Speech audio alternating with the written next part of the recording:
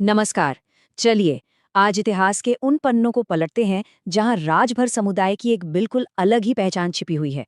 एक ऐसी पहचान जो हम आमतौर पर किसान या श्रमिक के रूप में जानते हैं, उससे कहीं आगे एक वीर सैन्य वर्ग की है।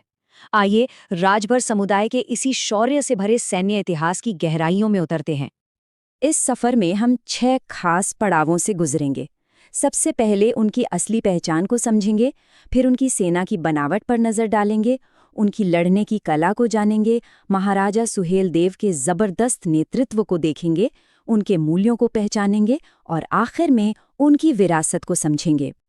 तो सबसे पहला और सबसे जरूरी सवाल कि इतिहास में राजभर समुदाय की असली पहचान आखिर थी क्या? देखिए, ऐतिहासिक दस्तावेज ना एक बहुत ही साफ तस्वीर हमारे सामने रखते हैं। राजभर समुदाय सिर्फ खेती करने वाला एक वर्ग नहीं था, बल्कि वे एक बहुत ही मुनज्जम और अनुशासित योद्धा वर्ग थे, जिन्हें पुरातन भारत के सैन्य संरक्षक जैसा बड़ा सम्मान दिया गया था। अब सवाल ये है कि आखिर उनकी सेना इतनी असरदार क्यों थी? तो इसका जवाब छिपा है उनकी सेना की बनावट में, उनके संगठन में। चलिए इसे थोड़ा करीब से देखते हैं। राजभर सेना को बहुत ही सोच समझकर 3 मुख्य और बेहद कुशल टुकड़ियों में बांटा गया था। हर टुकड़ी की अपनी एक खास जिम्मेदारी थी और यही तालमेल उन्हें युद्ध के मैदान में एक बहुत ही खतरनाक शक्ति बना देता था। इन विभागों का तालमेल वाकई कमाल का था। धनुर्धारी वो अपनी सटीक तीरंदाजी से दुश्मन को दूर से ही उलझाकर रखते थे। फिर आते थे भालाधारी सैनिक, जो एक अभेद्य दीवार बनकर पैदल सेना को रोकते थे, जिससे दुश्मन की आगे बढ़ने की हिम्मत ही टूट जाती थी। और अगर कोई दुश्मन पास आने की हिम्मत कर भी ले तो फुर्तीले तलवारबाज करीबी लड़ाई में उसका काम तमाम कर देते थे। लेकिन देखिए, एक ताकतवर सेना सिर्फ अच्छी बनावट से नहीं बनती, उसकी असली ताकत होती है उसके रणनीति में। और यहीं पर राजभर सेना का असली कमाल छिपा था, उनके लड़ने के अनोखे तरीकों में।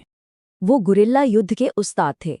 जंगल, पहाड़ी और नदी के इलाकों की उन्हें इतनी गहरी समझ थी जो किसी और के पास नहीं थी।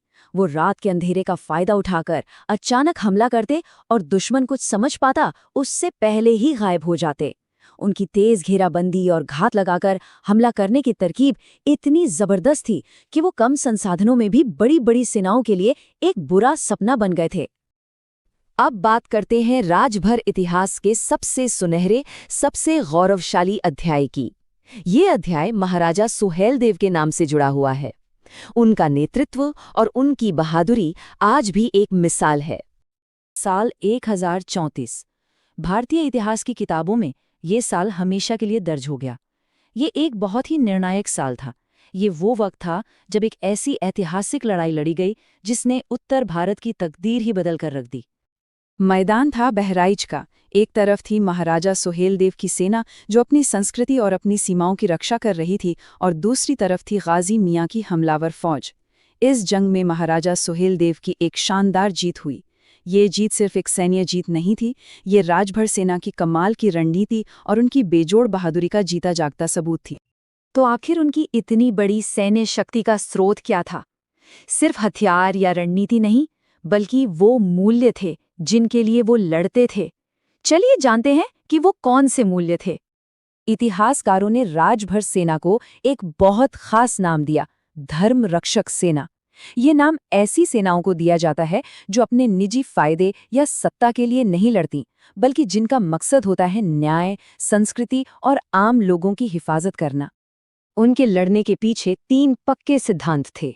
पहला, अपनी जनता की हर हाल में रक्षा करना। दूसरा, अपने धर्म और अपनी संस्कृति को बचाना। और तीसरा, किसी भी तरह के अन्याय के खिलाफ आवाज उठाना और लड़ना। यही वो मूल्य थे जो उनकी असली ताकत थे। तो आखिर में हम क्या कह सकते हैं? यही कि राजभर योद्धाओं की विरासत कोई आम कहानी नहीं, बल्कि वीरता की एक अमर गाथा है। वो सदियों तक उत्तर भारत के लिए एक मजबूत ढाल बनकर खड़े रहे। ये कहावत उनकी इज्जत और उनके रुतबे को बहुत अच्छे से बयां करती है। ये उस खौफ और सम्मान का प्रतीक है जो राजभर योद्धाओं ने अपनी बहादुरी से कमाया था। मतलब जहां वो मौजूद हों, वहां जीत पक्की मानी जाती थी। और उनकी असली शक्ति का स्रोत वो था साहस, समर्पण और स्वाभिमान। ये ऐसे गुण हैं जो हथियारों से नहीं, बल्कि दिल से पैदा होते हैं। राजभर योद्धाओं का पूरा इतिहास हमें यही सिखाता है कि असली ताकत किसी हथियार में नहीं बल्कि मजबूत चरित्र में होती है। ये सब जानने के बाद मन में एक सवाल जरूर उठता है कि हमारी इतिहास की किताबों में ऐसी और कितनी ही कहानियां दबी पड़ी हैं, कितने ही ऐसे नायक हैं जिनके बारे में हम जानते तक नहीं। शायद अब वक्त आ गया है कि हम उन अनकहे नायकों की कहानियों को भी खोजें और उन्हें भी समझें।